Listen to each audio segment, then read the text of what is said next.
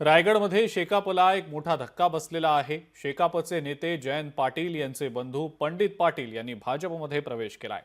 भाजपचे कार्यकारी अध्यक्ष रवींद्र चव्हाण यांच्या उपस्थितीत त्यांचा हा पक्षप्रवेश पार पडलेला आहे।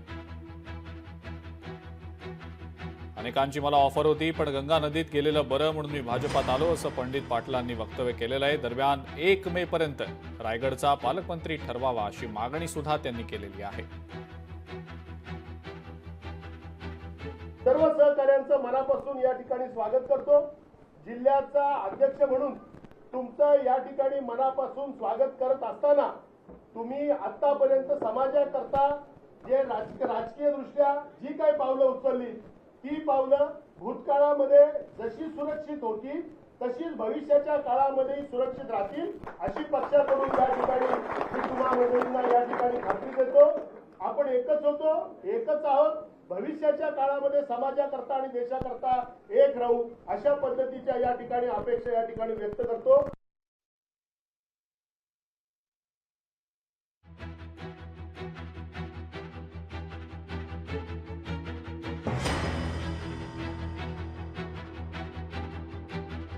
मला आनंद वाटला की या देशातील 1 नंबरच्या पक्षाबरोबर काम करण्याची संधी मिळाली।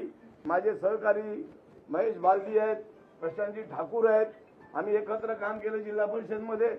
त्यांनी मला सांगितलं की माझ्या येण्याने काय तुम्हाला त्रास आहे काय, कारण प्रवेश करायचा तर सगळ्यांना विचारलं पाहिजे, कारण पंडित शेठ ही वस्तू वेगळी आहे। धैर्यशील पाटील आणि मी ही भारतीय जनता पार्टी निवडण्याचं कारण असं आहे की माझा भाऊ धैर्यशील पाटील हा जिल्ह्याचा अध्यक्ष आहे आणि भारतीय जनता पार्टी व्यक्तीवर आधारित पार्टी नाही, ही कार्यकर्त्यांची पार्टी आहे। बाकीचे पक्ष व्यक्तीवर आधारित आहेत, त्यांनी काय निर्णय घेतला त्याच्या मागे धावायचा।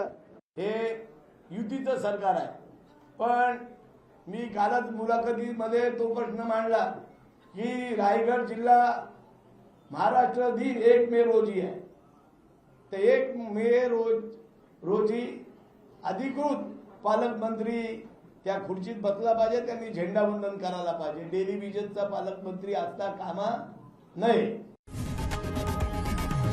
लोकशाही मराठी ऐका, पहा, जागरूक रहा।